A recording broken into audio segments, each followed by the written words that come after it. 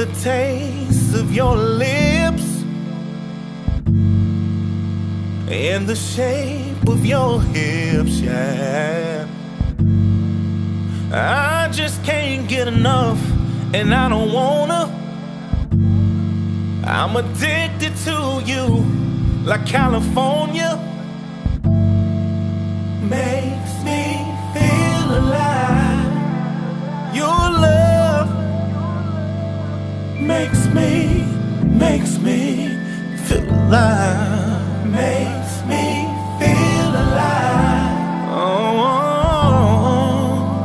oh, oh, oh. Let's get away. Let's get away. Welcome back to another episode of the Randy Wilson Podcast. I'm your host, Randy Wilson. This is episode 63. We have none other than D folks with us today. But before we get into that introduction, I want to make sure you hit the subscribe button, hit the notifications button, because that's how we make these things move. I also want to shout out my guy, Uriah, with the Grind Pray brand, for just continuing to send me all kind of dope clothing. I really appreciate you, brother. But again, this is the podcast. It's everywhere podcasts are played, but I encourage you to go over to YouTube because I need you to see this brother today. D folks, what is good, my brother? What's up, Randy? How you doing, man? Thanks for having me. Thank you for being on the show, man. It's definitely time, man. I'm glad. I'm sorry it took a little while, but man, I'm really excited about our conversation today. I'm excited to kind of get into the history of D folks because I got to acknowledge, like, I was late in getting put on partially. It was Brewer Sessions that put me on to D folks. It was his sister Kia that I met at Brewers that kind of continued to bring me in to getting familiar. But then, after talking to D in previous conversations, I recognized that it wasn't all me in regard to this, situation, because he took a hiatus for about, you took a break and then you came back in. So, to share with you guys a little bit, the history with this gentleman is crazy, phenomenal. I mean, if you look at his credentials and what he's done in the music game, being a Virginia artist, but not just being a Virginia artist, being an artist whose music has channeled internationally, and he's been able to utilize his God-given gift to just do work up and down the East Coast and throughout the world. You recognize that he's a special figure, and he's had travels through, working with the Pharrells to Pusha T's. He's been in working relationships with like the Music Soul Childs. I mean, he's kind of been immersed in all parts of this game, but he took a break. So it ain't just me that, recognize this emergence, but bro, when you emerged back on the scene, you know what I'm saying? You came back like the veteran you are, in a very professional way. My question is, did you come back from your perspective better than before? Because you got some credentials behind you that's really kind of paved the way, I would imagine, for making you who you are today. Yeah, man, all those experiences definitely played a big role in where I'm at today, man. I think I'm in a better mental space. Just mentally I'm better, man. Just being stable in life and not being, when you're young, man, you take a lot of chances as that struggling artist where you just do whatever, just hit the road for, a show or opportunity. But, taking a break, man, just kind of helped me to realize, man, who D Folks really is, and the type of music that I want to put out and the message I want to put out. And it was like riding a bike, man. It just feels good to be creating music again. With nothing else, man, I wasn't looking for, the fame and all that. Honestly, because as an artist, you don't want to set yourself up, or just as a human, you just don't want to set these big expectations. I just came out, I was like, man, I just want to write some songs, man. I just want to perform again. I just want to do some things. And, I got some young guys in my camp, my two sons and my nephew, so they kind of watching them do what I was doing at their age really just was like, yo, like, all right, let me show them that, let me lead the way a little bit, so that's it, man. But I'm definitely happy to be back creating music again. Man, you came back though with a vengeance. You came back and jumped on the charts.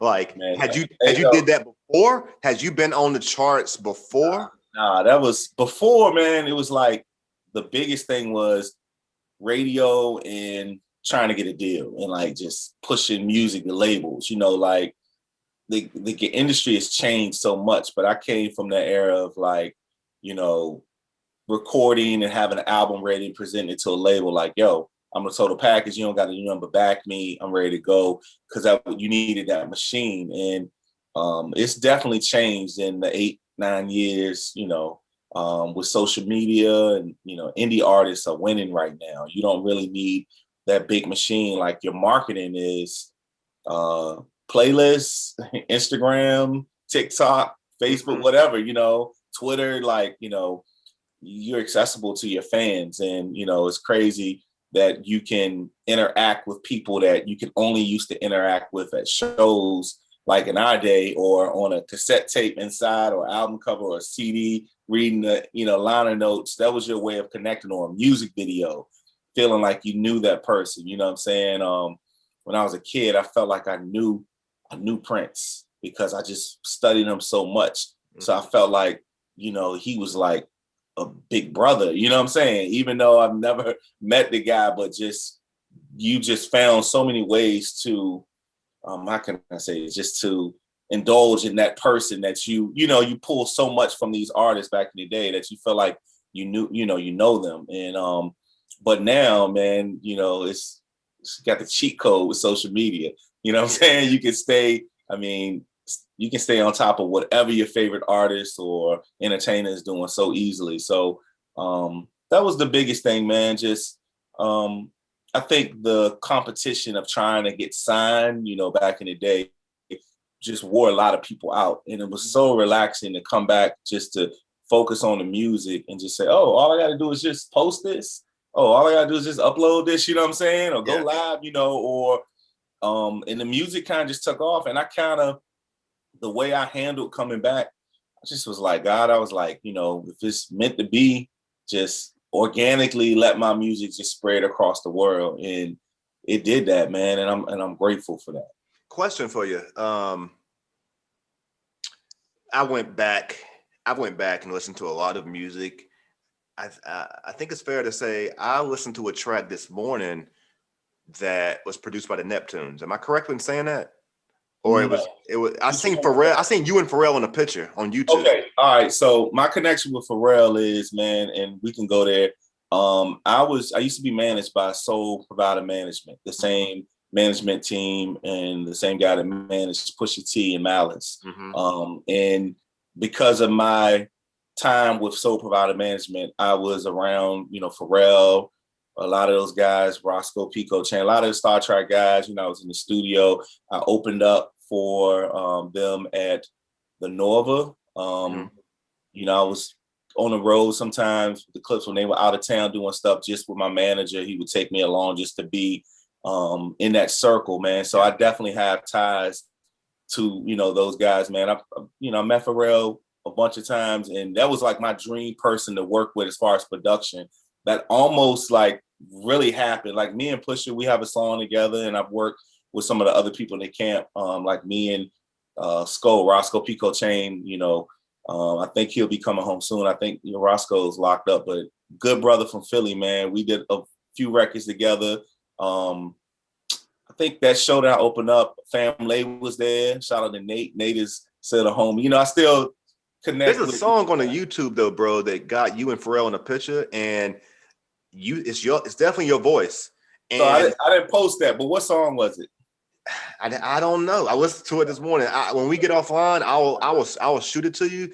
Okay. And obviously he didn't produce it, but it was, the beat sounded kind of Star Trek-ish though. It did.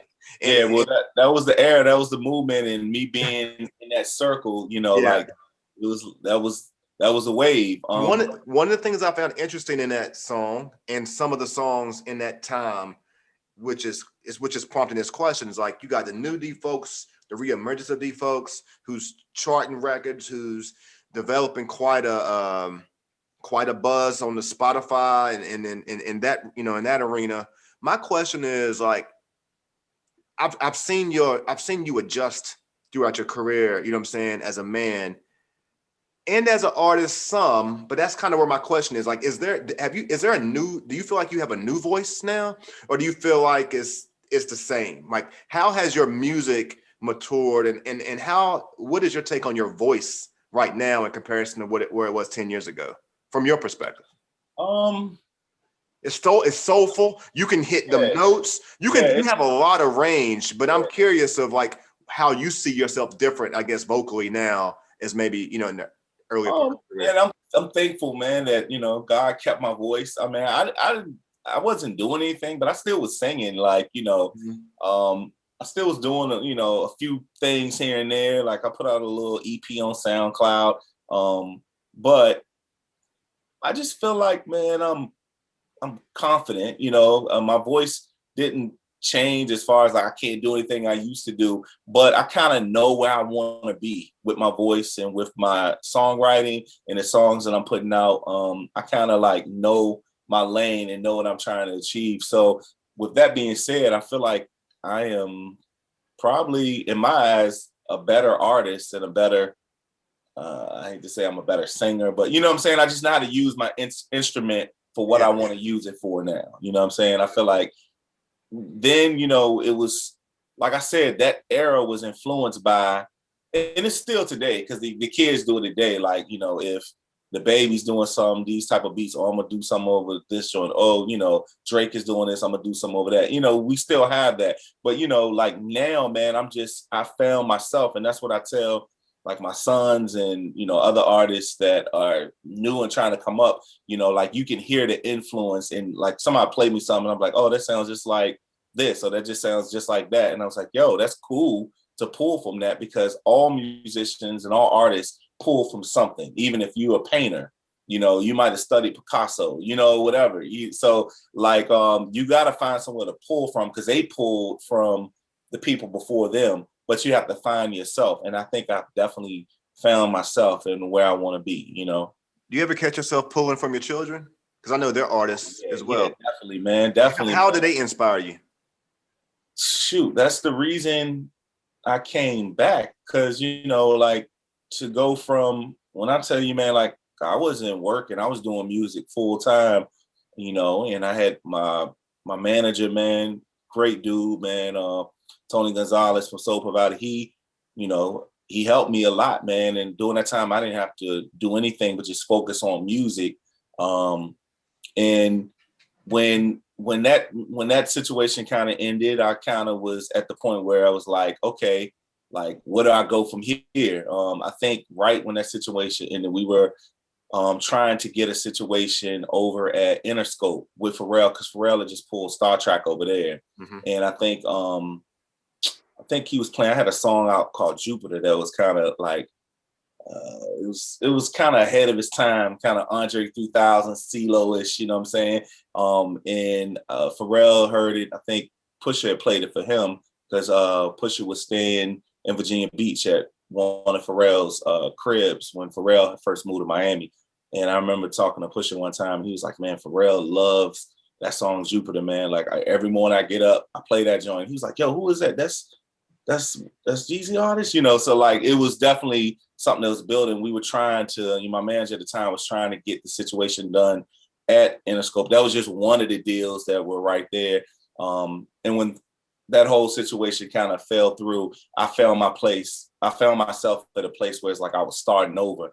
And it was rough for a while, man, because to be signed almost like 2 or 3 times, I'm talking about like first time paperwork on the table, lawyers talking, going away party at your job. I was in my early 20s. I was signing with RCA. I was super excited. And you just kind of like, I was done, after that last situation. And I was like, man, I don't even know if I want to do this anymore. I'm just get a job, go back to school. I got to figure out what else D folks can do to support his family, because I was tired. You know what I'm saying? Mentally, I was just tired, bro. And I didn't know what else I could do, because music had been my whole life. And, when you put so much into one thing, I just didn't know what else I was good at. You know what I'm saying? I knew I was good at singing, writing songs and performing and entertaining, but I just was like, what else? Because I've been doing it ever since I was a kid, from singing and dancing. You hear artists say this all the time. It's so cliche, but like I was the kid that when my aunts and everybody got together for like holidays, they would just pay me to sing and dance. Like if it was, you know what I'm saying? So like I've been doing it my whole life, man. And you couldn't tell me that I wasn't going to be on somebody's stage accepting a Grammy at 20 years old. You know what I'm saying? Yeah, this is I don't know if you can see this. But Yeah, this that is was you and Pharrell. Yeah, that was at the Nova. This is Get Familiar. The song is Get Familiar. All right, yeah. Is that produced by Neptunes? No, that's not produced by and that's funny because the guy that produced that record is actually, he's from New York, but he lives here. His name is Mike Harris. He goes by Divine.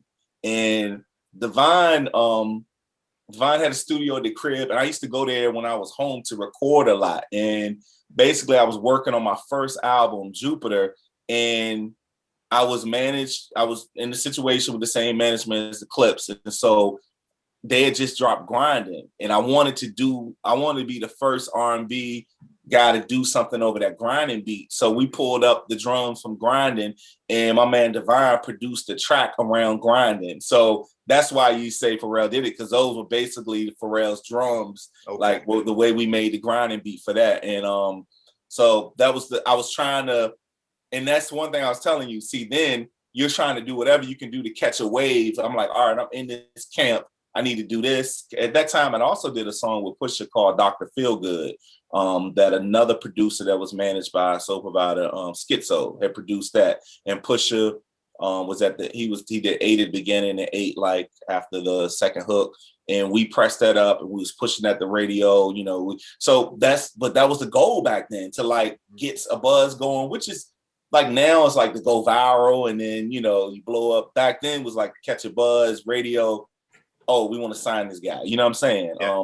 So that's why you probably thought that. But that picture was from one of the shows I did. I think it was at the Nova, and Pharrell was there with the Clips.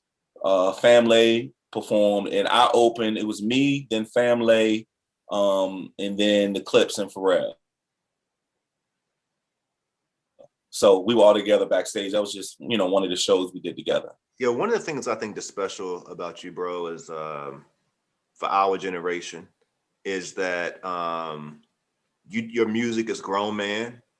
Yeah, you a grown man, and in all due respect, I'll be careful of how I say this, because I don't want to discriminate against any gender, or, you know, that's not the bias by any means. But what I'm saying is that you a grown man who can sing a song that can capture the ears of all people.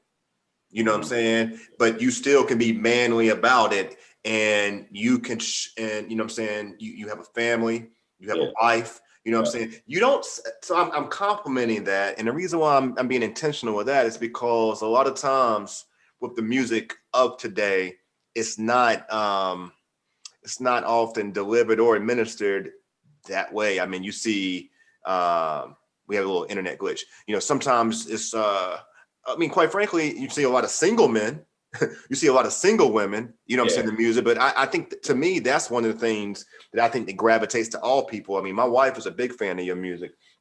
And and that's something that we can sit home and be on YouTube going through music, and that we can agree on together. Some music that we can't. Question for you, man, is this your wife in the video? Is your wife in one of your music videos? No? Okay.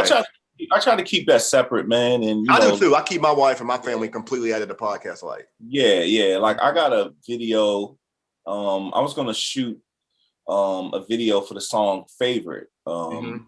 Totally about my wife, man. I don't know if you heard Favorite. It's just you know, like paying homage to like Black women in general, or, you know, I know other women do it too, but especially Black women, man, they recreate themselves. I listened to that this morning. Yeah. You know, like the thing is, you know, we got the beard close cut, you know, it is, we'll give you some sneakers. They can make themselves brand new every day. They can get braids. They can do, you know, they can put a wig on. They can do makeup, no makeup. They can wear, you know, sneakers, heels. It's like, you know, you can have a different girlfriend every day of the week if they want to put the work in. You know what I'm saying?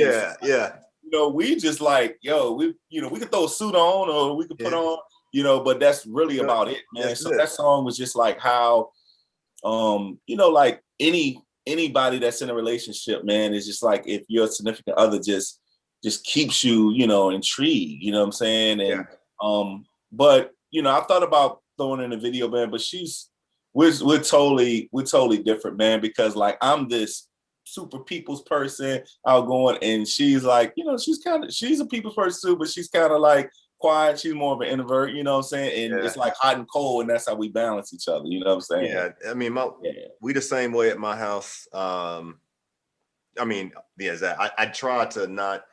I talk about my family a lot, but I don't visually bring them into things on this platform just because it's separate, you know what I'm saying? That's personal, you know what I'm saying?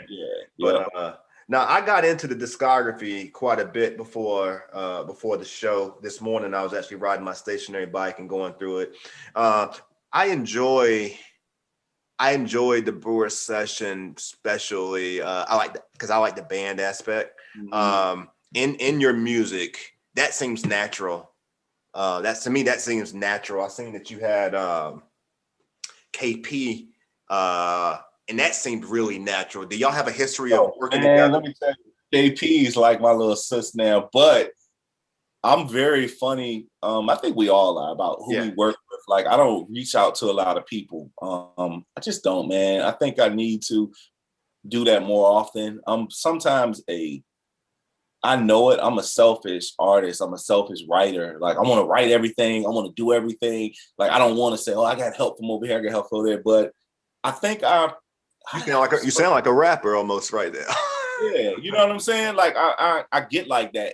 But you gotta understand, you know, I'm a big Prince fan, and I saw Prince do everything, you know what I'm saying? As far as, you know, I didn't go as far to play every instrument, but Prince was dope. Like, he was such in his own lane, he didn't care about what everybody else was doing. And so that's kind of what, like, you know, and even from me being, man, I'm a big D'Angelo fan, with D being from Richmond, and you know, I'm a church boy, and I was 18, freshman in college, and hearing, you know, Brown Sugar drop, and I was like, oh, he from Richmond? He's singing the falsetto, you know, like quartet stuff, like church stuff over this sound. Like, you know, we never heard nothing like that before in our era. So, you know, just seeing that, you know, like, he don't work with a lot of people, you know what I'm saying? His circle is small, and it's the same thing, and it makes sense because he was a big Prince fan. I was a big, you know, that's just that mystique of, you know, the type of music that we've indulged ourselves in. But to answer your question about KP, man, I think I saw KP, I don't know, man, if it was on IG, and I think Mike Millions, that's on Alive. Mike is one of the homies, man, and I saw him post some stuff with KP, or she had tagged him or something, and I was like, yo, I hit Mike, and I was like, I want to work with KP. I got a show coming up, and I wanted to sing with me. And he was like, yo, she'll definitely do it. I need to link y'all. And from the first conversation, man, like, KP's cool, man. You know, like, that's like my little sis. Like, we, you know, I like her. I've seen her. You know, I did a video shoot where she performed with her brother over at the Diamond.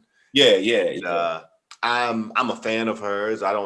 We've not really like had a lot of conversation, but I think that she's a phenomenal talent. I would definitely love to do some work with her. I love listening to her and her brother together. I like that whole that T-Soul KP mix. I love that. That's dope. And she's been doing some videos, and she sent me a few songs. Like, she has some stuff that she's working on. I actually want to work with her. We've been, like, she'll send me some, and I'll be like, you know, oh, you should try this, and vice versa. I'll send her something like, you know, KP, what you think about this? And she's like, yo, it's dope, or I like this version better. So we definitely keep each other on our toes. Like, if it's from sending funny memes or like just singing, you know, I might see something like a video of somebody killing it, I'll send it to her. We definitely, that's like the little sis, man. Like, she's a little sis for life, man. So definitely, I was thinking about doing something, doing like a virtual show or doing something soon. So if I do that, I'm definitely going to reach out to KP. That's like my sister for life. She ain't going nowhere. She can't get away. So let me ask you this, man. You kind of said this. I'm gonna kind of see if I can tap into that a little bit. So, is it fair to say that you are a little picky, bougie about who you work with? I mean, you should be in regard to who do you work with. But I mean, like, when it comes to collaborating and bringing in features in your music. Is that fair to say? Yeah, man. It's just that I think I'm more of an energy guy because I don't have a huge circle. I'm more of a family, and hit it off, we hit it off. But I can get along with anybody. But when I find somebody that I vibe with or we connect, then it's different. It's a difference than just being an acquaintance. You know what I'm saying? So yeah, like the first time I met Mecca, we talked about Mecca before. yeah, Mecca, yeah, he helped style me for the Truth video. yeah, And I had kind of seen Mecca before because me and DJ Ray Vaughn is like, that's the bro. That's like little bro. When he was in college here, when I was at the height of doing all the stuff that we talked about before. Yeah. So when I saw how tight they were, and I was like, yo, I got to meet Mecca because me and Ray are like this. And I know if Ray clicks with you, then I know we would get along. You know what I'm saying? But yeah, shout out to Mecca, man. And Mecca was like, we talk on the phone. Mecca's a stylist / my counselor, even though she doesn't know, because that's what she does. So we get on the phone and talk, and that's when I can get my thoughts off. And but yeah, she's super dope, man. And she was like, we were just talking about stories and where I've been. She was like, you need to talk to somebody. She was like, you need to talk to Randy. She was like, this was like a few months ago. I was like, yeah, we supposed to do it. She was like, you really need to do his show because you got like a lot of stuff to talk about, you know.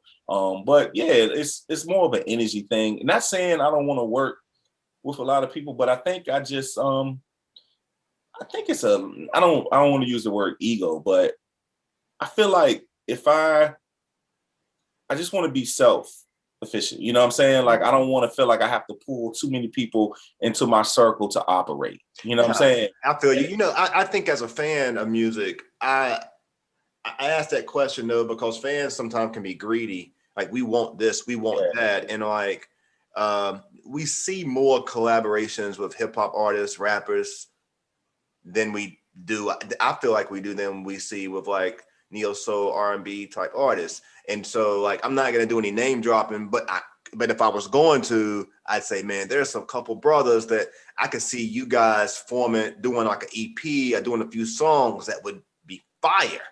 And because I haven't seen those people come together, I don't know what it would sound like, particularly having 3 male voices who have all kind of ranges.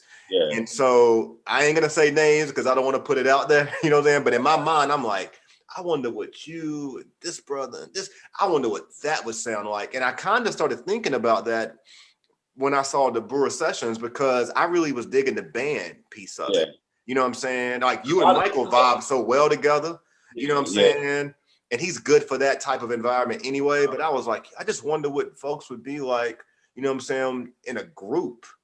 Well, the band thing, that's where I came from. Like, when I was at the height of doing what I was doing, you know, it was nothing to put a band. Those guys that played with me have been playing with me for years since, you know, I was doing, you know, shows trying to make it back in the day. And it's just, man, I'm so blessed that I could call them guys and they respect me enough as an artist and as a voice and as a person, as a brother, to be like, yo, we coming out, you know, let's do it. We're going to get up and practice and we're going to, you know, come out and do this, man. And brother Ken Friend on bass. Ken has been with me for a minute. And it was Brandon Taylor on drums, JL, like one of my favorite piano and organ players in the city, you know, Chris Beasley on guitar. And plus I got to get my youngest son who plays guitar, Cameron, also played guitar. I don't think I'm missing it, but I think that was all of brother on the keys. What's his name again? JL. I mean, he's like the go-to guy. I mean, I've been a frequent at Versus forever. In St. Paul's Baptist. I mean, he's everywhere. There's like, nobody better, is it? Yeah, if we could get JL, like if he could get out of Richmond, he would be, you know, famous for what he does. You know what I'm saying? He's already like famous around here, and you know, and he's traveled and played with so many people like on the church circuit. But JL is just, he's one of those talents that you just can't teach. It's just, you know, constantly working on your craft, man. And, you know, he definitely has an anointing on what he does, man. Most of those guys, they all do. They're church boys. And you know what I'm saying? And that's, you see that all the time. They like, for most of the big acts, those guys that are playing in those bands, they found their talent and found what they do on the church scene. You know what I'm saying? That was your breeding ground for the art, you know, musicians and the artists from our era. You know what I'm saying? Yeah. That was a way. That was your stage. Yeah. Back in the day where you could develop yourself. You know. Yeah. One of the things also going back to Mecca, who, you know, I mean, if you're in Richmond, you definitely know who Mecca is. Petersburg native, socialite, licensed professional counselor. Mm-hmm. I think that I think that she could be a brand ambassador for anybody, but at the same time, she is a brand in herself. Yeah, she Uh, is. she, but I don't think there's anybody who does a better job at being innovative with fashion. Uh, I brought that up because I've watched you, but I think at the same time, throughout your career, that's been something that you've been able to hone in on as well, though. I feel like I've seen you give the audience different styles and different looks, different hair, you know, just different things. And so at this point of your career, when you look back at all the different things that you've been through, did you use a stylist back then, or was that just default? No, That was just you. that's what we was talking. I was talking to Mecca about that, like, because you know, I showed her some old stuff and pictures. Like, yo, she was like, "What you doing?" Like, I was a gypsy back in the day. Like, I mean, that was just but a part of that too was just the era we were in. Like, you know, it was cool. It was a colorful time as well. Yeah, it was a colorful time, man. You see how Erica just changed Andre 3000 and Common. So that was the era, you know, like we were in, you know, but I definitely took more chances. But you know, like still, you know, like when I put it together, man, it's not gonna just, you know, like I still have a look with where I am now, man. And I'm a big Kanye fan. I love what Ye's doing. I love Ye's confidence. I love so like I think Mecca, she said something funny. She was like, "Do you have any other shoes besides Yeezys?" Like that's just, you know, so you know, I'm pulling from some stuff, but definitely, man, I told Mecca this year I'm gonna definitely like pull from what I used to do and combine it with what I'm doing now. You know what I'm saying? But I'm definitely the cool. I have the cool dad look. You know what I'm saying? Yeah, no, I know exactly what you're saying. I mean, I'm kind of one of those guys, man. It's like I ain't never been a sneakerhead, really. Like never. I never was a sneakerhead guy. Like I got some shoes, but the majority of the shoes are Converse and Vans. Bro, I'm gonna be honest with you. That's what's keeping me balanced right now. Because and New Balance, by the way. I wear a lot of New Balance. My wife like, "Hey, you wear these old man shoes." Yeah, no, New Balance was the way, especially back in like the late 90s, man. You know, like that whole DC and Maryland thing with New Balance. And so, but like what I'm telling you is like our generation, it's kind of weird that you say that because our generation, we come from a sneaker era. We were the first ones going to Foot Locker, standing in line to get Jordans back in the 90s. So I tell my sons all the time, I can be 60 years old. I'm definitely going to be a sneakerhead because we kind of started that whole thing with sneakers. And I think because of the culture of music and sneakers, like it ain't gonna let you age too much because you're in that, you're embedded. That culture is us. You know, the youngins can take it, but like, you know, we still care about shoes. You know what I'm saying? We're still buying shoes and wearing shoes. So as long as you stay, you stay true to the music where we came from and the culture of hip hop and where music was then and the shoes, like you ain't gonna get too far off track. Yeah. Hey, so you've had well, before I go there, I got to ask you this question. So let's talk about 1977 for a minute, right? Yeah. But Jupiter was the first album, correct? Yeah, that was first album. That one was overdue. I had so many songs that I've been working on, like I said, from trying to get quote unquote signed at the time. I was just like, I was frustrated. And I was like, man, I need to put something out. You know, I don't care if, 10 people hear it. I'm tired of sitting on all these songs and waiting for a label or somebody to do something. So that's what Jupiter was, man. It was just like a compilation of a whole bunch of different sounds and stuff that I've been working on for a few years. But yeah, I dropped that in 2009. Okay, as far as 1977, considering that you took the time off, how much I go back to that Busta Rhymes. I think Busta Rhymes' last album is a Grammy nominated, should be a Grammy nominated album. I think it was the best hip hop album in 2020. Okay. And it was the first time we got a record from Busta in a minute. Okay. And Busta said, I watched the interview with him and Mike Street, and I watched every interview that probably Busta did in his rollout. He said that, I mean, he worked on that album. I mean, if he hadn't put out an album in 10 years, he worked on that album for 10 years. So my question to you is, how much time went into 1977 since, you know what I'm saying, with the reemergence? How far did the creation of that music? Those songs were new. I think I started recording those in the summer of 2019. Okay. That came from a phone call, you know, like being pushed by, I don't say pushed, but being influenced by my youngest son who sings and plays multiple instruments, Cameron.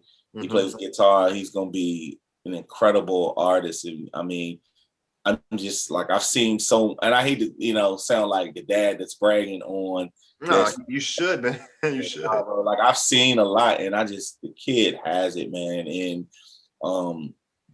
And he, like, I told you the conversations, like he would find old music and listen to stuff or pull up stuff when I wasn't here. And, you know, it's like, Dad, what are you doing? Why you ain't singing no more? You need to go back in the studio. And that kind of pushed me to be like, let me show him how it's done. And I was like, let me do a couple of songs, see how it is. And I called up my man Reg, produced by Reg. Reg like welcomed me back with open arms. It's like, yo, let's go. We booked the studio time, went in, and I think once I recorded that first joint, I was just like, oh, this is easy, this is fun.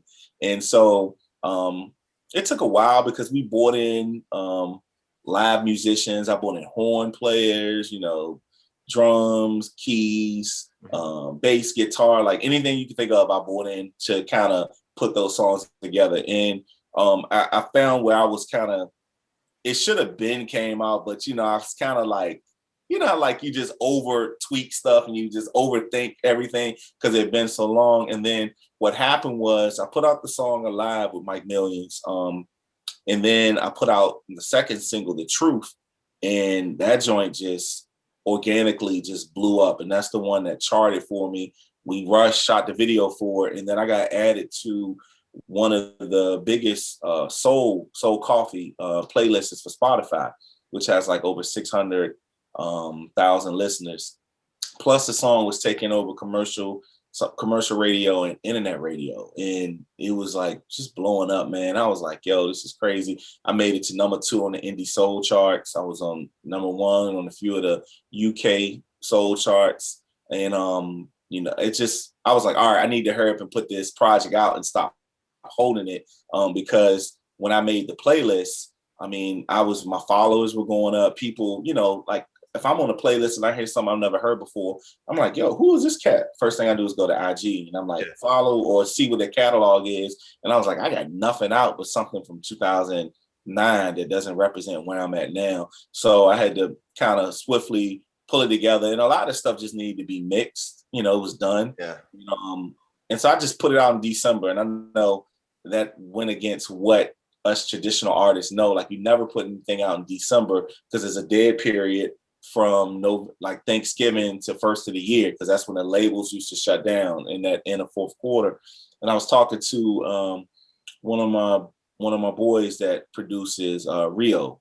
Rio, I need a hit. What's up, Rio? And I was talking to him about it. He was like, folks, what are you doing, man? He was like, drop the music. He was like, come on. He was like, it doesn't matter when you drop it. This ain't back in the day. This ain't, you know, when we was doing it before. Like, you know, you got social media, you know, Instagram, like people gonna hear the music. You don't have to say, oh, it's dropping in December and nobody's gonna hear it. It doesn't matter anymore. Like the game has definitely changed. So, and I'm glad I got that out, because once I released that, if you ever been working on something before and you just can't focus on anything else because you need to finish what's done. Once I released that, took a break right over Christmas break, man, I'm back in, about to be 3 records in for a new project already. So I recorded 2, and then I'm about to record the third song next week. Yeah. Okay. You said you're 3 records in on the next project right now? Yeah. Okay. You know, another thing that I'd like to highlight here is that, you know, when you go through just looking at the history of your career. I was, until I seen Danger Mouse put out that compilation, I wasn't aware, and it's like, dang, like he was part of he was doing work with Super Friends too. You know what I'm saying? And that was before you went to Tidewater and got with That was way before. Yeah, that yeah. was man, I was in college. I went to Christopher Newport University, and Lonnie came up. Lonnie came up, and Lonnie stayed. I had an apartment. It was in my sophomore year, and Lonnie came up. I was working with a producer, Adam Gibbs of Platinum Brothers. He went to Hampton. He was from the Northern Virginia area. And that's how I met a lot of people, man, because when you go to college, it's just a melting pot for other musicians and people that do stuff. So Lonnie came down. I remember Lonnie stayed when we went in the studio with Adam. We was working on stuff. And then I think what happened was, I know I was working with Mouth, because Mouth, this was after the compilation though. But basically, I think I got a call from either Lonnie or Mouth about presenting a song for the compilation, because they were putting it together.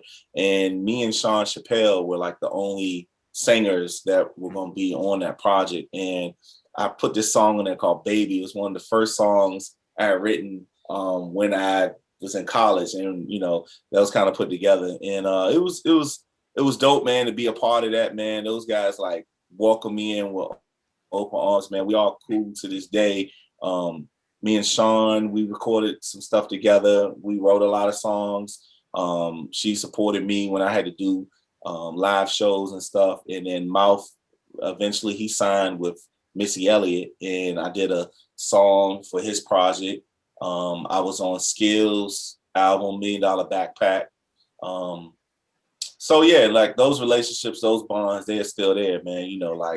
Can't talk about that time without definitely shouting out and giving respect to the Joe Dozier, who recently passed away. Yeah, man. I was definitely, man. Rest in peace to Dozier, man. I was talking to you before, and I told you it's just unbelievable, man. And what I remember about Joe, and I shared this with a few people, me and Mouth was talking. Joe was the type of dude that would give you your flowers every time you saw him. I could see Joe 2 times in a month, and he just would give you so much energy and love.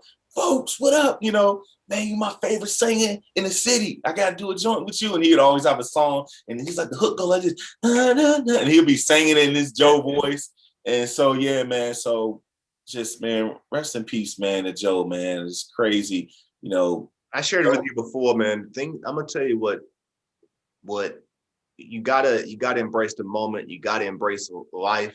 And you got to really live in the moment in this time, because that's one of the things it's like we had a conversation about doing a show, and I'm trying to kind of narrate and document the time that we going through right now. It may be more valuable.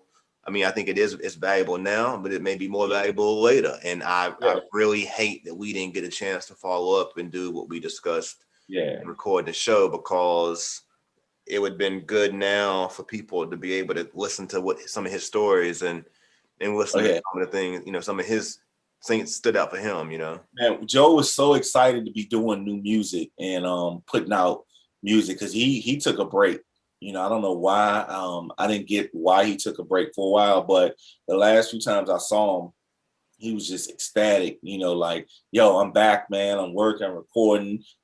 I think he had an album release party at Urban Hang Suite or whatever. So he was excited about doing music again, man. It's just tragic how we lost him, man.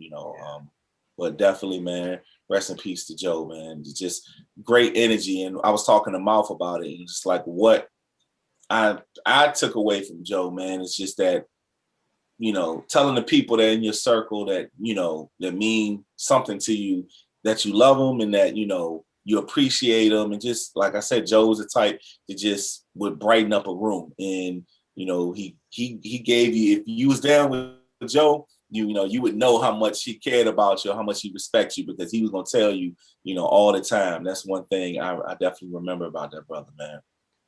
So, man, like, just, the reemergence of the folks, man, the visuals that you dropped came out crazy. I mean, there was some great visuals. You had one visual. I think the first one was when you had the track with Mike Millions featured on the track. I think it was is it Bangala was that was a really dope visual. And then there was another track with a lady, I think by Desi. Can you just tell me about like the creativity or in how you know identified how you was going to put these videos together and how they came into the picture? I worked with For Alive. Shout out to Reg that produced the record. He actually shot the video, and it was me,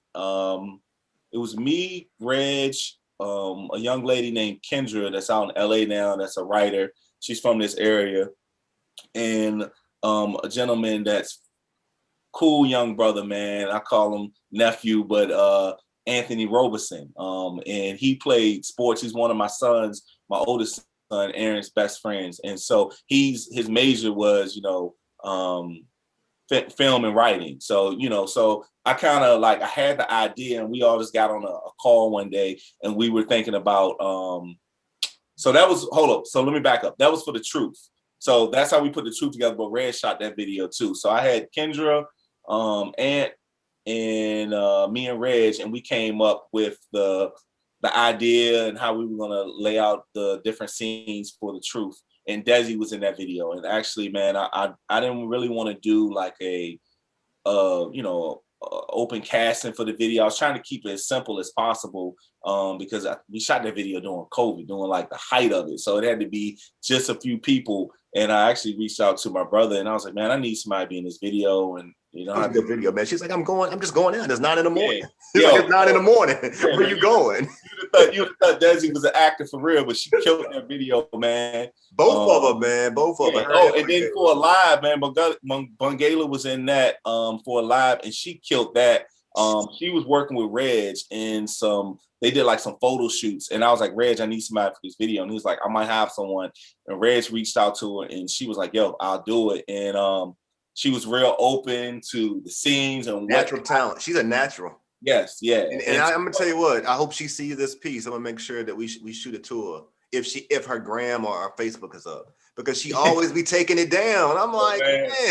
Chameleon. She be changing names. Yeah. Hey, you might not be able to find her next week, but shout out to her, man. Shout out. No, she definitely influenced me to post more pictures and be more active when she is on social media, because she's very creative with how she puts up her pictures, how she recreates herself, you know what I'm saying? And that goes to what I was talking about, women can they're like chameleons. They can do whatever they want to do as far as their look, Yeah. So I want to name drop a little bit, you know what I'm saying, before we wrap up on the closing. Rumor is that you and Name Brand are cooking something up right now. Yeah, man. Name Brand. We've been talking for a while. Like, I went to a studio about a year ago and listened to beats, and just trying to find. Was he in there? Yeah, in true hip hop fashion. Name will give it. He be going at it. He got some heat, man. But and plus, that's Mike's brother, Mike Million's brother, man. So the connection there. But he put up a beat a while ago on his story, and I was just like, yo, I gotta have that. Like, I was kind of looking for the direction I wanted to go with the new project. And and when I heard that beat, I was like, he was like, man, he's like, I actually sent this out to somebody else, and I think they're gonna do something to it. He was like, but I'll send you some more joints. I was like, bro, I really want that joint though, but let me know. And so he was like, all right, cool. And then he sent me some joints, and they were dope. And I was like trying to do some stuff to it. And then he hit me like a couple of days later. He was like, good news, that track you want is available. And within a week, man, I started laying some stuff to it. It's crazy. Like that's definitely going to be the first single, and it definitely set the environment for the new project. So that was the first one I recorded. So shout out to Name Brand, man. Definitely excited about doing some more joints with him. You got a lot of producers shooting music your way? Yeah. I'm getting a bunch of tracks right now, but I think right now I'm doing one with Name Brand. I got a couple of tracks from a brother, man. It's like family. He actually married one of my cousins, Clef Fuller, an incredible musician and keyboard player.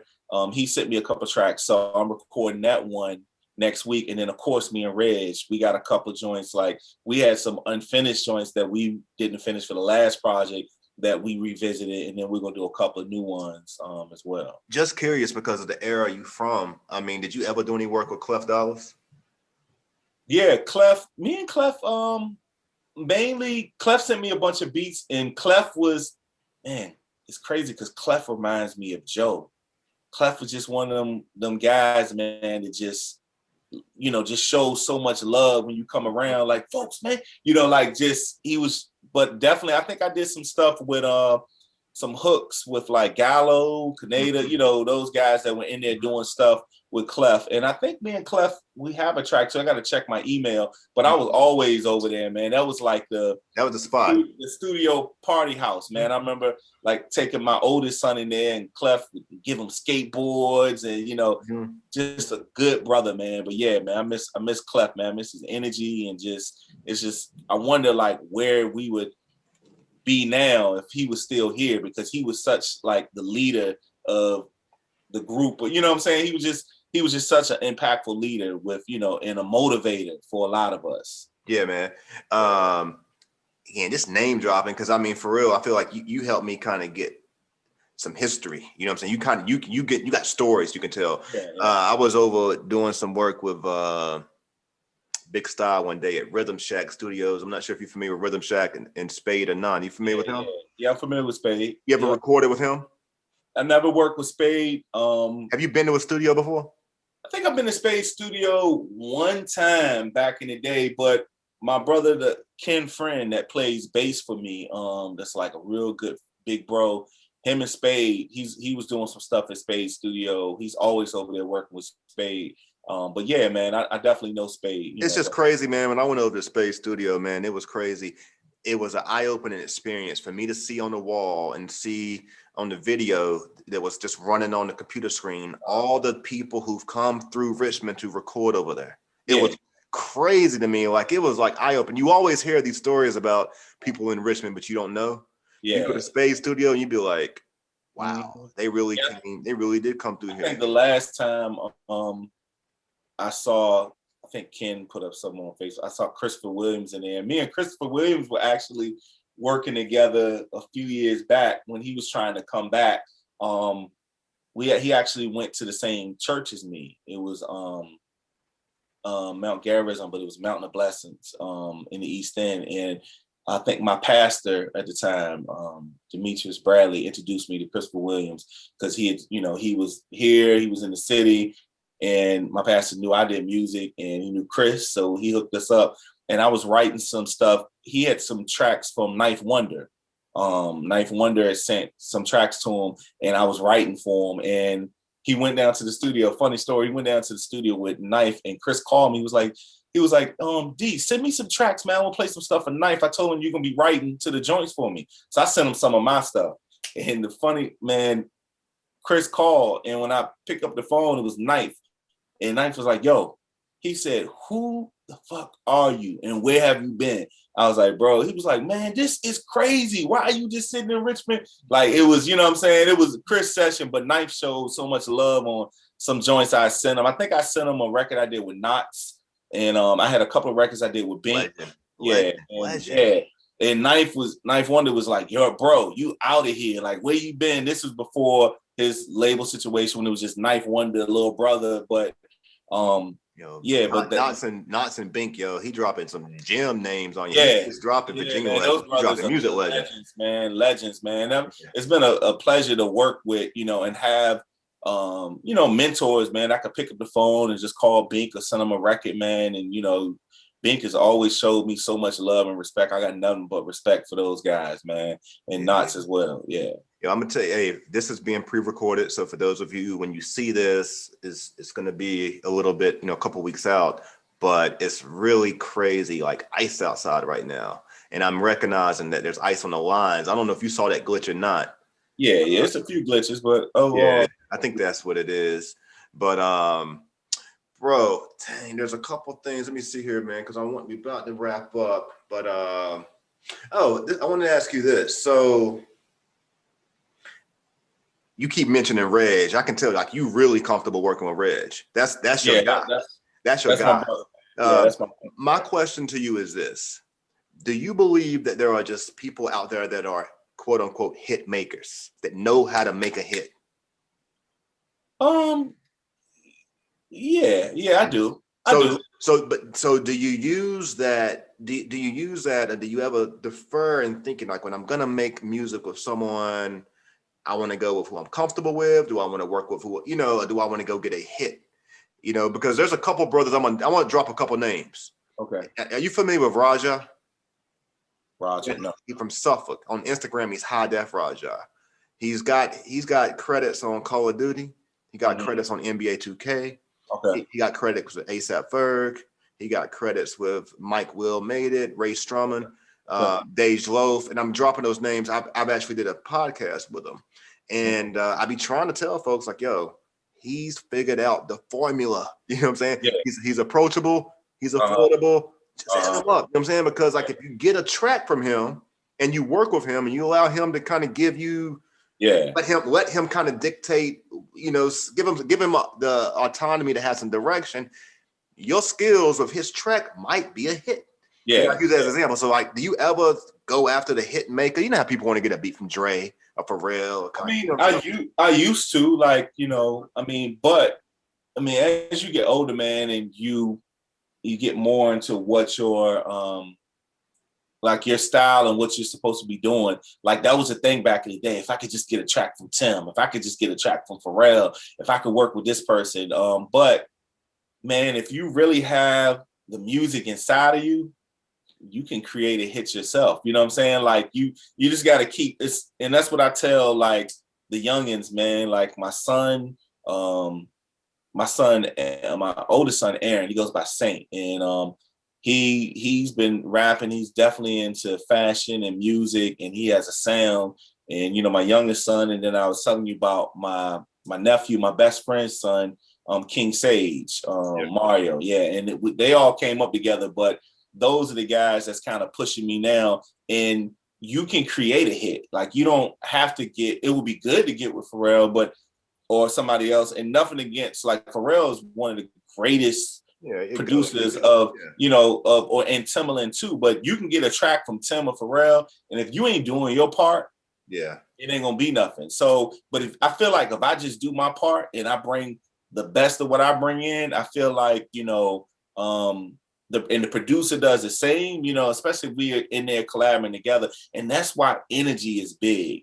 Because if you can connect with the person that you're doing music with, it has no choice but to be great. You know what I'm saying? If the energy is there and the vibe is there, and y'all come together with your gifts, anybody can create a hit. Look at some of the songs that were big, with people just hooking up for the first time. They didn't even know it was gonna be big records. You know what I'm saying? Like the Lil Nas X song. Yeah. $15 for that track on BeatStars. I actually know the guy that started BeatStars, Abe. He's a good friend, man. Shout out to Abe. And but like, he bought a track from a dude out of the country for $15, and it came together and it blew up. So it doesn't matter who you work with. This was a dude probably doing beats in his bedroom, and then so, like, it just doesn't matter. You have the opportunity every time you go in to create, to be great and create the next big thing. You know what I'm saying? Bro, man, I really have enjoyed your energy in this conversation, man. I think we got it right. You know what I'm saying? I think that we got it right. And you mentioned something before about you and Mecca. I don't know. You said that she's like your stylist, but it ended up being like counseling sessions too. Yo, just I kind of get that vibe. Yeah. I get that vibe from you though, man. Like, and it speaks to why we about to close, but it also speaks to why you've went into reinventing yourself and creating the healthcare as a profession. You got it's called Cryo RVA. Shout out to Cryo RVA. Plug your stuff, man. Plug your stuff. Yeah. So we have a cryotherapy business. We used to be in Shore Pump. During the pandemic, we just moved to Chesterfield in the sports complex. So shout out to those brothers that. Yo, I got to get over there. Let's make sure that help me get over there like in the next week. I got to get over there, man. We can do that. You said this rheumatoid arthritis in this cold basement. Definitely. It's definitely for rheumatoid arthritis. All right, you can definitely come in. That's one of the main things that it helps. A lot of the autoimmune. I'm over there. I'm coming this week. Then I'm coming. All right. Let's do it. I got you. I need to. I heard it's cold. Yeah, I got you, bro. I got you. It's real cold to get in there. Our machine, I think the coldest go up to like 320. Yeah, negative 320. But you know, we got different. Yeah, we got 320. Yeah. Negative. Negative. Man, that's never mind, man. No. It's not like, so if you've ever done an ice bath, it's 10 times better than an ice bath. I think an ice bath, ice can only get to like 25, 30 degrees, but because the water and the ice is touching your skin, it feels much worse. But with cryo, is using, feel better when you come out though. Yeah, it's using the vapor from liquid nitrogen, so your skin is not actually getting wet. It's cold, but it's not like it's directly on you like ice in the water where you're like, you know, about to pass out. You know, it's definitely. Hey, I'm coming because I heard it works, but it's a hard sell to convince me.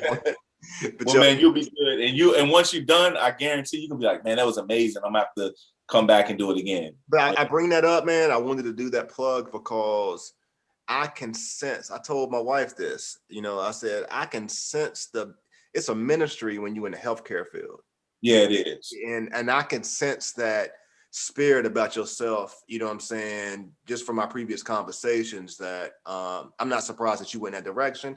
And if nobody heard your voice, I don't think it'd be a surprise to like know that you in the music ministry as well. And then you said, you know, you came from the church. So you got a lot of gifts, and I salute you. Thank you, brother. Thank you. Yeah, I want to end, you know, I do a couple of little random questions, just some random things I want to throw out there. Don't think, just respond. All right. Put these in order: chicken, fish, beef, and pork. Chicken, fish, beef, and pork is yeah. Like I won't anything. I struggle with bacon.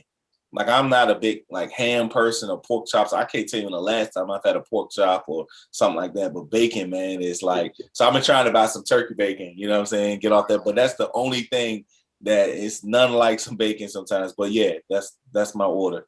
Has there been any female artists that's had a stronger impact than Beyonce? Stronger impact than Beyonce? Yeah. Erykah Badu. Erykah, bro, like, yeah, definitely. Erykah is super dope, man. Like her energy, her songs, like I'm ready for her to put out some new music, but definitely, yeah, Erykah. You put Erykah Badu over Beyonce? Come on, man. You ain't supposed to ask that, man. That's beat. Put it like this. I will say, it's two different lanes altogether. It's two different lanes, man. But I will say, in my eyes, yeah, that I know B is here, but in my eyes, somebody like Erykah is right there because of just what she's done for the culture and music. I like it. I like Erykah, but I'd rather listen to Jill. You rather listen to Jill? Yeah, okay. I think so. I think, yeah, sometimes I like Erykah. I really like her. Don't get me wrong. I just think that, I don't know. I think I like Jill too. And I met Jill one time on the show in Philly. Jill, I know Jill a big lady kinda, but Jill is sexy to me. I don't know, man. There's something about Jill. Not that big women can't be sexy. They can. Let me make sure I feel like her big makes her sexy. I feel like I wouldn't like her skinny. I know what it is about Jill. She oozes what a woman is, confidence. That, like, you know, just confidence of, and even in her movie roles, because I got a brother, man, a guy. Yeah, well, I like her. I end up enjoying her in her movie role, and I end up falling in for that person. Yeah, because she just gives off this. She just gives off this caring, like, you know, like when you know, if you're a man that where you can let your guard down, and especially in her movie, where she lets off this energy of like, "Ooh, I can stop having to be this tough guy, and somebody, you know, loves and wants to take care of me and wants to see me do well." She gives off that energy, so I can see why, you know, you feel like that. Yeah, I got a brother. It's funny, man. It's a dude that's like a big bro, Eric. He loves Jill Scott. We went to see her live right before the pandemic, like maybe a few months before, up in Baltimore. And he's in love with Jill Scott. Even his wife knows, like, he ain't nobody, you know, coming over Jill, you know what I'm saying? Yeah. But I did a show in Philly.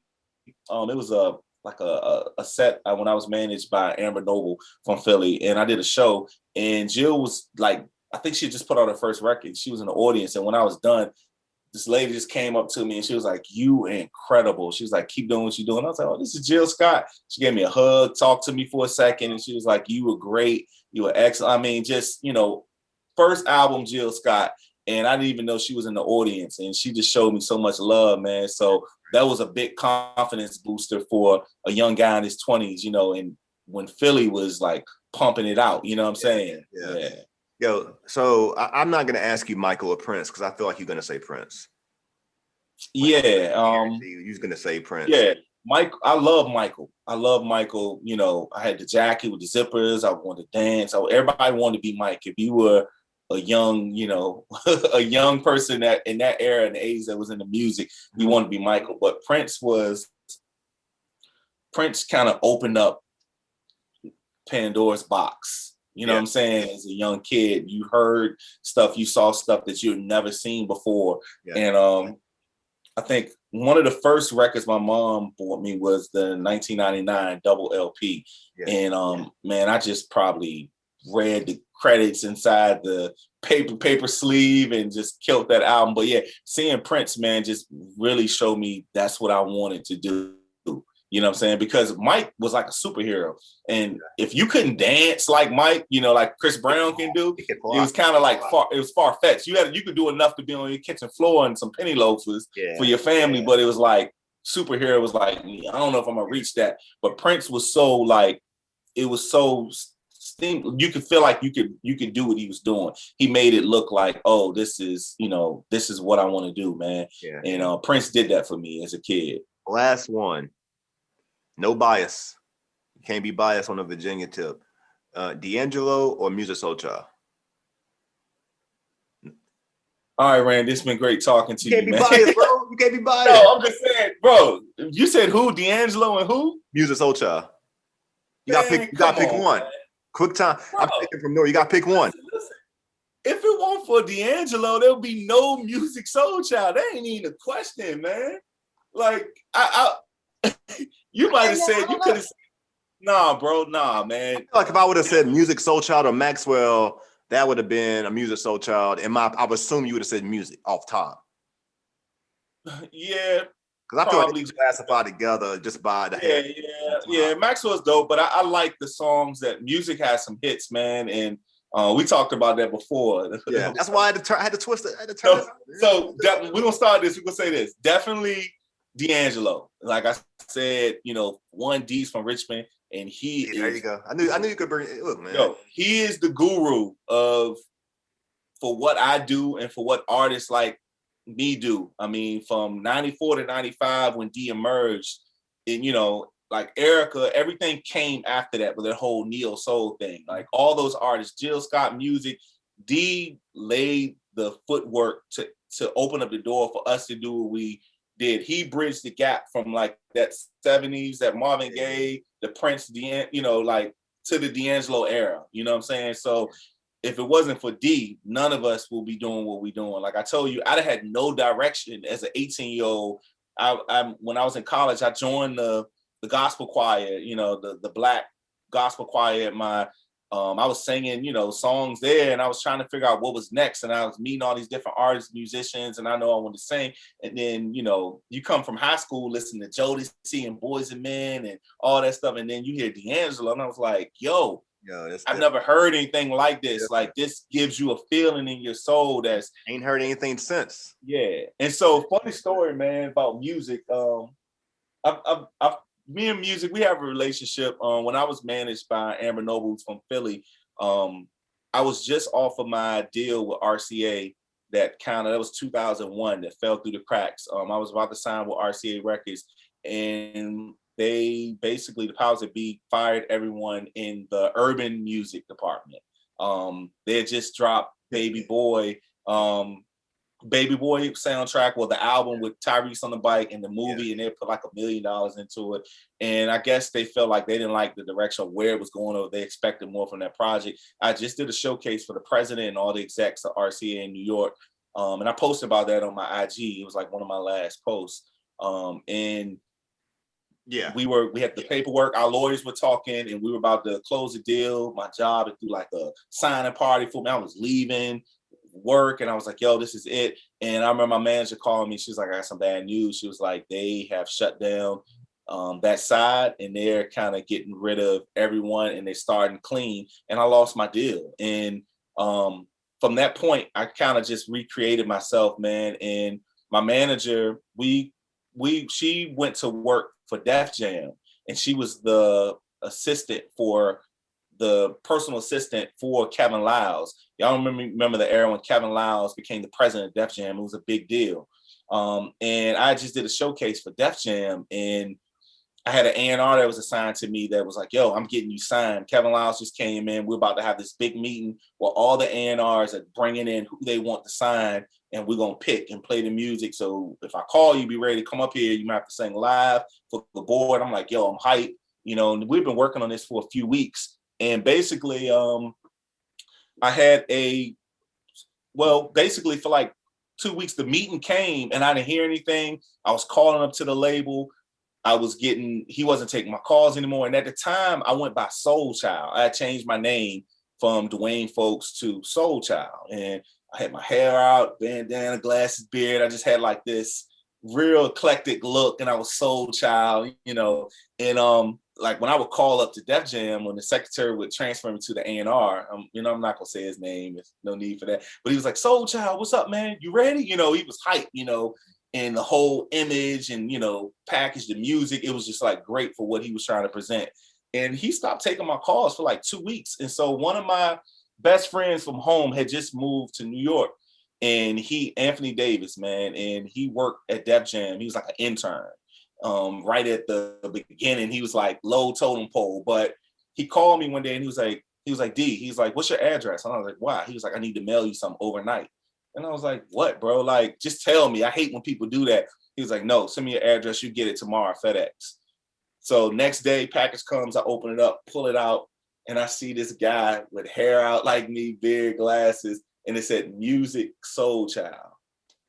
And I was just confused, man. And so I called my manager at the time and I was like, what's going on? I thought we were going to try to get this thing going with Def Jam. It was looking so promising. And she told me basically that Jazzy Jeff was managing Touch of Jazz, the producers. They basically walked in music to Def Jam and played the stuff for Kevin Liles, and he was floored. That first album, I Just Want to Sing, was amazing. He didn't have to do anything. They bought everything. Def Jam just had to shoot the video and market it. And so she felt like we were so close as artists, and she had just got that big job. And I understand, man, she did a lot for me, but she was like, you know, we probably need to part ways because I don't want to lose my job. If my boss knows that I manage an artist that's just like the new act that he's so hype about that he's signing. This is the first R&B act he signed in the Def Jam. And so that we had to part ways. And fast forward, because I know we got to go. So I just kind of recreated myself again and, you know, kept doing music and doing stuff. Few years later, I had met Music through Amber before, and we had linked back up and we stayed in touch on, you know, email, BlackBerry Messenger, talking. And he finally, I think my manager at the time, once the smoke cleared by his second record, we still kept in touch, even though she wasn't representing me, and she would still present opportunities for me to come up and do stuff. And I got a chance. Either she told Music the story. Yeah, she told him, or he heard from the circle what happened with the name thing. And he basically, he called. He was like, "Bro, can you come up to Philly? I want to talk to you about something." And I was like, "All right." So one of my best friends at the time, Mario Haskett, his son is King Sage, Mario, that's putting out like all the freestyles and stuff. Yeah. And so he drove me up to Philly, and Music's dad dropped him off. We met at a spaghetti warehouse. And he was like, man, I heard your story, bro. Like, we've known each other for a while. I did not know you went by Soul Child. And I was like, yeah. I was like, you know, it's no big deal. And he told me, he was like, man, the crazy thing is, who are you talking to at Def Jam? And I was like, my A&R was this. He was like, that was my A&R. That's who they assigned as my A&R. And I remember when I first met with him, he was like, you go by Music. He was like, but you need a last name. He said, we're going to call you Music Soul Child. And he gave that at the time. Music had nothing to do with it. He didn't know. And so that's why he was like, I'm about to put out my third album. He said, I'm dropping the name. So I'm just going by music. You know, like, bro, you got dealt a bad hand. You know, this game is like that. I've been burned a few times. And he said he had a track from James Poison and Questlove. And he was like, I'm about to go on tour over in Japan. When I get back, it's going to be Christmas break. I'm going to bring you up. You can write this joint. That's going to be my way of giving back to you. And I guess it got busy. That never happened. But just the fact that he would, you know, call me up and, you know, want to sit down and go out to eat and kind of apologize for what happened and say that he didn't have anything to do with it and kind of shed some light on how that happened. Because the industry is so small. And at that time, I was like right there where those guys were. So you had to know who I was because I, you know, as far as soul music, my name was in that circle, you know what I'm saying? And I guess you don't want to look like you just stole somebody's thing, you know? And he was like, yo, I had nothing to do with that. That the A&R was like, yo, we're gonna call you Music Soul Child. And it was the same dude that was bringing me in. So they jacked the name, but you know, it's all love, bro. You know, like I wouldn't change it for anything. But I think I think you are, I think as long as you said some things that stand out, you know, if the music is in you and the music is in you, it's just a matter of you putting it out. Because when you put your music out, it's shown through the charts that you're right there. And so it's shown that, I'm doing the right thing. Special about you, man. And I wish you nothing but success because I believe with the success that you are embarking upon, like you're still walking into it. You are going to do great things, and I think that is the lineage with your children doing music as well. It's going to be a contagious piece. I think it's going to spread. You see a lot of people reach a lot of levels, and you don't see how it kind of has legs and branches. You know what I'm saying? One thing I'm gonna say, Randy, I'm not bitter. I'm gonna admit, I used to be bitter, you know, years ago, because I felt like to have so many situations to work your whole almost adult life, to have this dream and to have it always depend on somebody else walking it in or a situation or a label. I was very bitter, and it's hard to get your true when you're bitter. I'm still was the same good person I am now. You know, like I try to give off love and energy to everybody and, you know, just be a good person at heart. But I was bitter, man, because the industry, it made me not want to do it no more. And that's why I kind of walked away. And I was like, man, I'm just going. And that's why I went back to school for physical therapy. I was like, I got to find something that no one can take away from me. That's mine, that, you know, I don't have to make a phone call or wait for somebody to walk it in somewhere. Like I need something I can create for me and my family. And by me doing that, I kind of found myself all over again. And I'm not bitter anymore, man. I'm so happy at where life is taking me and some of the opportunities, the people I've met from the industry and the people that I still have relationships with. And I'm just about creating music now. And it ain't about, you know, getting signed or anything. If anything like that happens or a big situation, that's cool. But I'm comfortable and I'm content with where I'm at right now. And I just feel like what you say, if the music continues to pour out, it's pure, and if people accept it and it continues to spread, then it'll be okay. You know what I'm saying? I see big things happening, and all I got, you know, shameless plug through the process, man. When them big media outlets are, you know what I'm saying? Coming at you at the bit, man. Make sure you let the Randy Wilson podcast get just a little bit of a sound bite. You know what I'm saying? To contribute to narrating these stories about, you know what I'm saying? I appreciate this, man. I appreciate this. Definitely. For you wanting to hear some of my story, man, you know, I definitely appreciate it. Nah, man, this has been great conversation, great energy. And it's just the process and our relationship developing. So like we still got more work to do. The energy is there, and you inspire me, bro. You inspire me to. I'm gonna show you later, man. My most valuable award for voice and show choir and all that later, man. Cool. I might come back, bro. So I might need to get with you so you can help work with me, man. Come on, man. Definitely, we could do it. We can set it up. So you write too? Have you written your own stuff before? I haven't done it in a long time, but I remember that's why I told you I did a spoken word earlier today. Got back into it. But I mean, honestly, man, my background in music going back, you know, I really stopped singing seriously in college.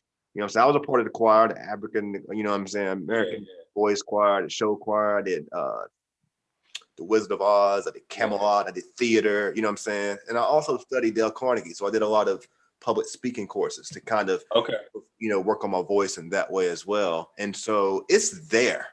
It's not the same voice though.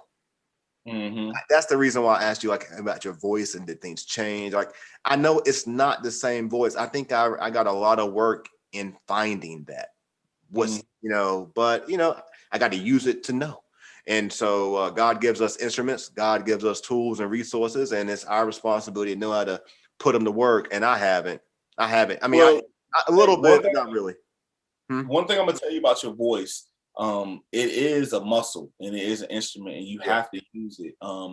I remember when I kind of went through a funk when I went back to school, and I was like, I don't want to do music, I don't want to sing. I just was like, and that goes back to the bitterness, and also, man, a little fear, just of like giving yourself to something for so many years and to get nothing out of it. I didn't know where to turn. I didn't know what to do with myself or with my life. And so I just walked away from the thing that made me so happy, which gave me peace. And I kind of went through some stuff where I was like, like a little, I just kind of had like some stress and stuff. And I was trying to figure out what's next. And I remember I met with my pastor, and the one that, man, rest in peace to Demetri Bradley, man, that brother, like, good guy for the city, man. We lost him in a car accident. I go to that gym in that park. I go to that Gold's Gym. Okay, yeah, right across. It's right across the way. Yeah, but he told me, I met with him, and he was like, "You can't cut off God's gift."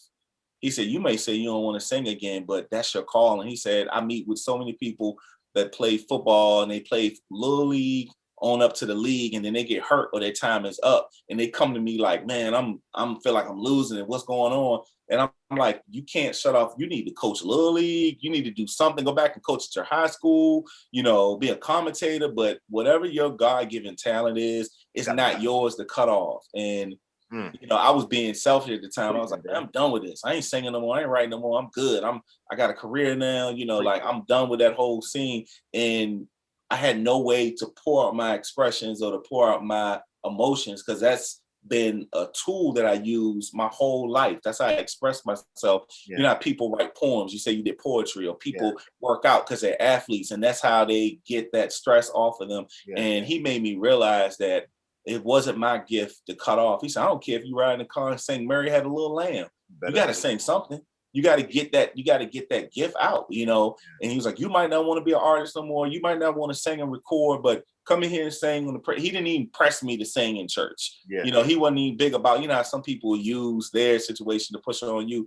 Like, come in here and lead my praise and worship. He didn't even say that. He's just like, I don't care where you sing at. Sing in the shower. Sing for your wife, sing for your sons, like whatever, you can't shut God's gift off. And once I figured that out, it helped me a lot. Helped me a lot. You don't have to do it to say, I want to be this big famous singer, but whatever your God-given talent is, use it. I don't how big, no matter how big or how small you use it on what platform, but you know what your gift is, and you walk in your gift right now. You know what I'm saying? Imagine if you just got a new promotion, congratulations on that. But imagine if you didn't have this outlet right now. You know what I'm saying? Like, this is definitely helping us, but I'm sure it's helping you also. You know what I'm saying? And my motivation for doing this was because I needed to. I consider myself a conversationist. You know what I'm saying? I consider myself a practice communicator. And so I needed to find an outlet outside of the realm of severe mental illness, outside of the realm of stress and depression. And I will say, where I desired to begin using my voice is that I think when I stopped using it, I became vulnerable. It became sick, and now it's like it's a healing process I have to go through. But I have to go, in order for me to go through it comfortably. I feel like the final piece of that I got to get over is letting it out. It's in here, but until it comes out, it ain't. I'm not having that healing. Look, my wife is texting me. I got to get ready for food. I got to roll too, man. But I definitely appreciate this. Good. Man. You got contagious energy. We're gonna get together and rap soon on Instagram, probably before we do this. So I think it'd be good to just kind of process the the post experience of the conversation. Okay, cool. And so thank you, brother. I appreciate you. Thank you, man. Thank you. Thank you all for listening. Sometimes I get so into the conversation, I'll be forgetting the people listening to us. So thank you all for listening to the Randy Wilson podcast. This is episode 63. Go subscribe, go follow, and comment, and definitely go follow D Folks. And we just appreciate all support. Until next time. Next interview is with Andrew Hypes, I think. So y'all check out. Hey, I was just with Andrew yesterday. Oh, for real? I popped up with the crib. Yeah, Andrew, man, we found out we live like a mile away from each other, and we've been trying to hook up. And I think he just got back from Miami with skills, and so we linked up yesterday. So he's probably gonna be on a new project too. Cause I don't know. Look, I have no idea what he's gonna talk about, but he hit me up. Andrew's a cool guy, man. He was like, "Yo, I got some things to talk about." I was like, "Yeah, let's talk about it." So yeah. You know what? You might be in that conversation, bro. So stay tuned. Right. That's what's up, man. Much love to you, bro. Much love, man. All right. Peace, bro. All right, peace.